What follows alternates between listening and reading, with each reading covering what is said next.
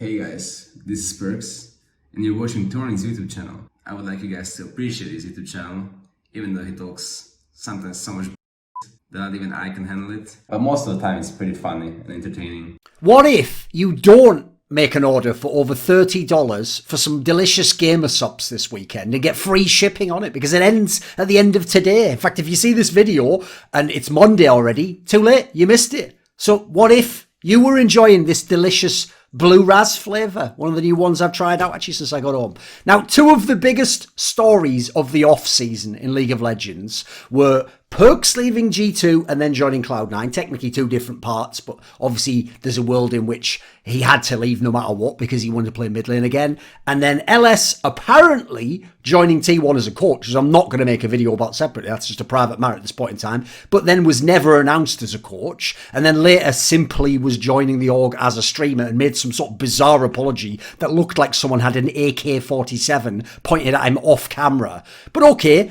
Both of them, I get it, to outsiders were quite puzzling from many perspectives. They just thought, I mean, what is either side of this party doing? Like, why would Cloud9 break the bank for a European player at a point where you don't make that much money in League of Legends? You're probably not going to win Worlds anyway. Like, why does T1 want a guy who's never coached an elite-level Korean team? Obviously, the Korean scene, Korean culture is different to Western teams. He's actually never coached an elite Western team. Why would the guy want to join that team when they're all Koreans? He himself has an amazing career. Why would Perkz want to join Cloud9 when he was just in G2 when he could maybe go and join a more competitive European team? So I get it. There was all these perspectives from which to other people, these moves just didn't make sense. But I can sum up both scenarios and what I think was the primary motivator behind them. In fact, quite frankly, I'll give you a little spoiler. I've talked to some of the people involved and to why the decision makers took these decisions. And it quite frankly can be summed up like this. They didn't want to be haunted by the question, what if? What if I'd joined? What if I'd signed him? What if I'd taken that chance? What if I'd tried this pivot at this point in my career? What if I'd played with this guy? That is the question, whichever variant it was for them respectively, that haunted these people. And so since these were moves which had incredible power to shape the future one way or another, they decided to opt into the option that meant they don't get haunted by the what if. They're going to put the chips on the table and they're going to go for it and they're going to gamble and they're going to see whether they win or not. And if they lose, they'll say, right, it's better than not ever taking the chance though. Not ever seeing what would have happened because I think I could win big if this all goes to plan. So let's look at them separately. And I'll start with the LS one because first of all, I haven't addressed it publicly on camera very much beyond that episode of The Crackdown. And also because I did an enormous video laying out the Perkz case where I sort of go into the details of a lot of what I'm going to talk about here, but not in this particular manner. So to outsiders, when LS was going to leave being a streamer and commentator and personality and talk show host and go and become a coach for T1. They saw this enormous personality, perhaps the biggest in League of Legends, in the scope and reach, if nothing else. Remember, he covers pretty much every region except LPL, is beloved by English language speaking fans of LEC, LCS, LCK, obviously casts LPL straight up, does the core stream in some of the other ones. Like, you have this guy. He's making literally millions of dollars a year. He has incredible power and leverage at this point in his career over what he wants to do within this particular domain and where his status is in the industry. And he chooses to give all of that up, become a coach for T1, massive risk, make significantly less money. I'm talking an enormous pay cut. Have enormous pressure and constant scrutiny because quite frankly, when you go to a team like T1, they're a team that's won the World Championship many times in their history of some of their players. So you're supposed to, in the current climate, I'd say anything except Finals of Worlds would probably be considered failure. And if you make Finals of Worlds, that's for Westerners, you can make Finals of Worlds and it can be considered okay to lose. If you're the Korean team, you make Finals of Worlds, unless you face another Korean team, you better win actually. It's going to be failure unless you win Worlds basically. So it doesn't matter. You could win all the LCK splits, you could win MSI, but if you fail that Worlds, God forbid, right? Then you consider you've lost your streaming status if you take that job. You've lost your broadcast deals. You've lost your sponsorships that could be worth entire normal people's salaries just on their own. But you know what? You're doing it all for a job. Well, it's not obvious, is it? I mean, you haven't hard flexed into a job like being a head coach in years, especially not at that level. So they look at it And by the way, let's just throw in there, you guys didn't know about it, but then there's the whole side angle of you're also someone who is gay and lives in South Korea and is a non-Korean trying to work for the biggest ever legacy org, at least before it was sort of bought out. I'm talking about the SKT history part here. Quite frankly, considered almost a national institution of esports. So you're going to at 10x the scrutiny on you anyway. You're going to do all that. But here's the problem. You're all thinking from the perspective of an outsider looking in on LS's life and imagining what all of those seeming positives and pros I described before, how valuable they are or how valuable they might be to you if you were in his position, but you aren't. You've never lived his life. You've never got into that position. You've never worked through the industry he's in. So here's the issue. I look from LS's perspective, and I've known LS for many, many years. And so here's what I'm going to tell you about LS. If you don't know his backstory, this is a guy who basically ran away from home in America, went to Korea, had no money, no prospects. He was literally living on a kimbap, like one of those little things of like fish and rice, like wrapped in a leaf. One of those, splitting it so you can eat it like one over like, it's split into 3 parts over a day or something mentally. You still basically rely on like old women to sometimes give him some extra food while staying in what they call like a goshi hotel, which is like the cheapest sort of like pay by the night hotel. I'm talking like a $20 a night sort of level. At the time, he was trying to grind poker, which you can go and play against foreigners in casinos, like live card poker, or play StarCraft and hope somehow esports could ever make him any sort of money, coach people, do whatever, with the dream of becoming a pro, of becoming a master of esports, of in this case, StarCraft, when that was his game, that was he obsessed with. Now, I will say, I think there's a side topic to this, which maybe, I don't know if he's ever addressed, which is the fact that South Korea and Seoul specifically was this sort of mecca of esports for LS and became this El Dorado where he thought he could go and eventually find his dreams and accomplish them. Listen, he did to some degree, but not in the way he thought. I would say, I do think some of that is a coping mechanism for some of the issues he had back home. Like, I think he was somewhat pushed to Korea by his issues back home, as opposed to just dragged or attracted by how incredible Korea is. Even though I think certainly I can understand why he embraced Korean culture. I had a lot of affinity for it myself up until recently. So then he goes there. He manages to finally get a break. He gets to go into a team house. It was the MVP house, who later became Samsung, with people like Imp and later on Mata and all the rest of them all came along. Obviously later became champions of the Korean League and eventually Worlds. Not during the time he was living there. He becomes a commentator for the main Korean League in English. He even gets to coach at the sub-LCK level. Now, you guys might all think this is just all resume building, this is all fun things. Now imagine that kid, yes, a decade later, but that kid will go back in time, gets the chance to coach T1. Albeit it's a T1 that later on gets bought up by Americans and there's reasons why. But no, let's just go back in time and tell that kid who's living in the Goshi Hotel, eating all that shite, oh, by the way, stick around. You get a chance in about 10 years, 12 years, 13 years or so to actually coach T1. Yeah, you know the org that Boxer played for. You know the one that I Love Uv was a member of and a coach for. You know some of the great players, Bisu and StarCraft. You know if you go into StarCraft 2, they had some truly great players. Then you go over, I think they had a Sue at one point in time. Then you go over and you look at what happens in League of Legends. Later on, by the way, you're going to get really into a game called League of Legends, and they have their own transcendent, like Michael Jordan character, and he's called Faker. Oh, and by the way, he plays for that org his entire career, wins all the world championships there, and he's even involved later in signing off on you directly. He talks to you and everything on you becoming his head coach. He wants you to coach him. And this is basically the zenith of your dream or your oasis in this desert of shit that is your life, of what Korean esports is or could be. How could you not? Yeah, okay, if you don't do it, you'll have millions of dollars, you'll have all these opportunities elsewhere, but you know what, you've already got some of that, and besides, you'll find that, you know what, there will still, no matter how many millions you have, no matter how many great people you're with, no matter how many friends you make, no matter how many shows you do, if you were that kid, I'm going to guess there'll still be moments you'll stop. Maybe it'll be a quiet moment. Maybe you'll be having a drink somewhere. You'll be waiting. You'll be just idly drifting off. And you'll just think to yourself, yeah, but what if I had joined? I mean, listen, even if you're thinking ridiculous, you're talking about idle dreams here for a second. We're talking about dreams generally, things that are initially out of touch. And that's what, as a result, out of reach, that you try to reach them. And the effort of reaching for them makes you potentially a greater, more accomplished person. And even if you don't grasp it at the end, you've gone for it. What the transformation that takes place in your life is the question, not necessarily even whether the goal's worth it. You don't know if you'll reach it. So then you ask yourself those questions. You say, would I have won worlds? Could I have changed history? Would Korea be the dominant region entirely again? Would T1 be back on top? Could I have helped Faker become the best again and kind of add a final chapter to his career where he goes out winning a bunch more championships? You know what? To that kid who just moved to Korea, that's worth way more than money, fame, power, etc. At least to that kid in that moment. And I'll say, that kid at heart, who LS is today, I can understand completely why it's a primary motivator. When I talked to him, when he was telling me about this deal, I said, I get it. I get all the negatives. I get why people like Monty would think, why are you going to do it? Or why would they want you to do it? Like, this isn't going to work out. Maybe you don't have temperament. Forget all of that for a second.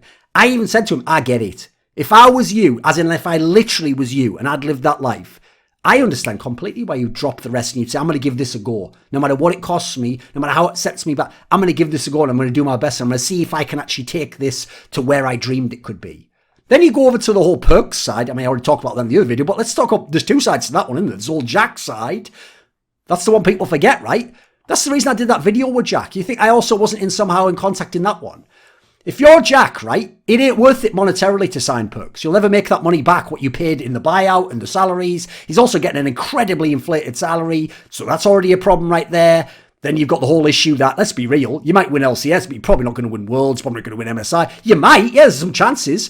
It's also a piggy bank breaker. Like, it's not the Cloud9 style to just overspend everything. They're not Team Liquid. They're not one of these massive orgs. Like, they're the ones where they do it every now and then, maybe if it's worth it. And they haven't done it that often. It was maybe way back in the day with Impact and people like that.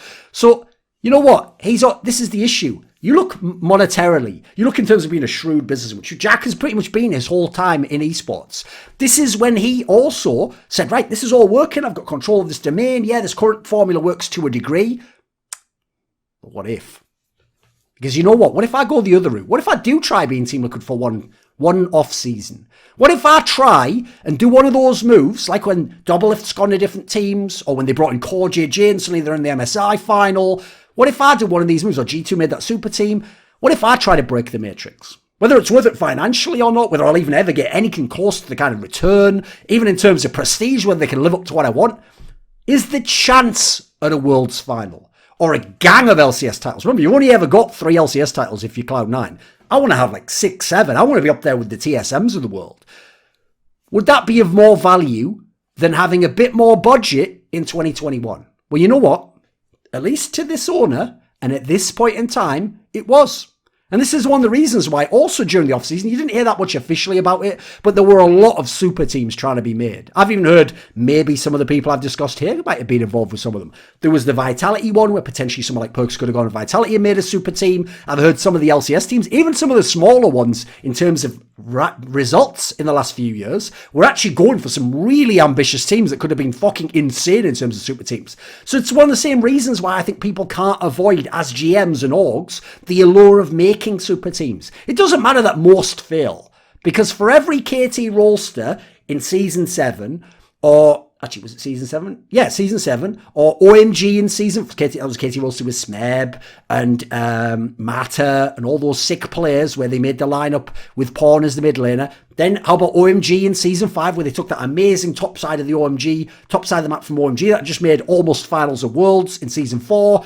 And then you put in Uzi I as the AD carry. How can you not try and do that? That might be a team that could win Worlds. The guy just made Worlds finals seemingly on his own at times. Or TSM Season 6 Spring, where you have this super sick Bjergsen double lift, and then you bring in YellowStar to be a shot calling couple. This Sven Skaren as the jungler. This sounds on paper fucking insane. So yeah, for every one of those, and they don't work ultimately, there's a G2 Esports Season 9, 2019. One where it goes amazing. In fact, it goes better than you could ever have imagined. And that, as a result, yeah, that could have failed 50 other ways. But if you didn't have the balls to go for it, you never get the chance to see if it could work. So you want to know what would have happened even if it fails. This is a key point to understand. It's not that you're certain it will work. It's that even if it fails, you will personally feel more satisfied knowing you went for it and that you found out it failed and it didn't work and that was a dead end, or it didn't work on this occasion in this particular way under these circumstances, probably a more reasonable way to phrase it. Because this is the interesting thing, basically almost the crux of this video. It's that for some reason, it's like that old cliche that you were going to regret the things you didn't do rather than the ones you did when you're older, when you don't have the agency, the youth, the health to do the things you want to do. It's human psychology. It might not always be the best choice. Sometimes it is right to play a conservative. Sometimes it is right to say, I'll take a short-term, gain here and I won't gamble for a long time. Sometimes that might be the correct decision, but let's think about why we all got into esports. If you're an owner, you didn't get in just for money. There isn't the money yet. There barely was in the past 10 years ago. There might be one day in the future, but there's no saying you'll be the one to get there right now. No matter who you are, anywhere in the world of esports, that you'll be the one to get there. You could be Netscape any day of the week, mate. Just completely forgotten and overwritten in history and irrelevant. But you know what? You probably wanted to have an org that accomplishes things and is successful and is one of the best and attracts the best players and builds a legacy and has prestige, and you need certain players to do that. You need to take gambles on certain big names probably to do that. You have to get very lucky elsewhere if you want to Steph Curry it and just bring in players from draft or just inexperienced rookies and make them into great players. What if you're a pro player? Did you come in here for the big salaries? Did you come in here just to make money, to win? No, you probably came in also to have a chance to play in great teams with great teammates to accomplish great things. It wasn't just the money. That's a nice secondary consideration, right? So when you consider that, if you're an owner, how could you not sign Peak Uzi or Peak Smeb or Peaks Yellow Star, Perkz, Caps, etc.? If you're Caps, how could you not go and try and play with Peak Perkz? If you're Yellow Star, why would you not want to join Doublelift and Bjergsen and just see if it makes you somehow the best Western team ever? Why would Smeb not, after years playing with some lesser talents and being the best player, why would you not want to join forces with some of the best players ever at those positions and just say, fuck it, I won't join SKT directly. I'll just beat SKT with a different team of people who are motivated. How could you not? You get it from that perspective. It's the other way around. It's why wouldn't I do that? That's why I look at some people's careers and I think they'll have the same what if. I think if you're Doublelift, part of you will think one day, why did I waste all my time playing in all those CLG, TSM, Team Liquid? Like, I could have gone to LCK, I could have gone to LPL just for a year and playing a good team and have them put everything around me. It's like I remember this phrase where when Kobe Bryant was in his individual peak, which arguably was like 2006, 2007, that type of period when he was doing all like amazing scoring runs, he was doing the 81 points, and he was doing the 4 games of 50 or more.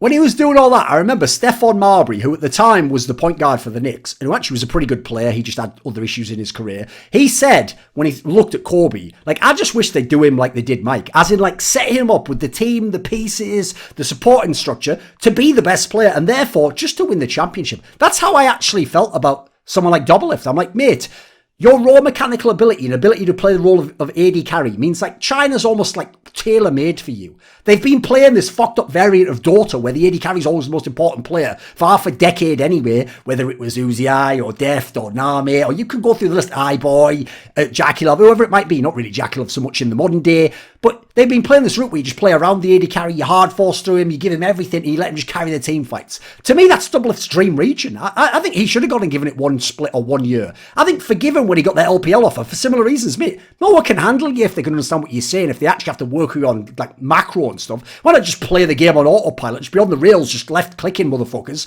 and let them worry about the rest? Same with Bjergsen. The fact that he retired is not my issue. Like, he didn't need to play more in the LCS definitely, necessarily. But the idea he didn't go for 1 year back to EU or LEC and just see what would have happened with his skills. See if he could have had one last chapter, renaissance to his career. So I get it.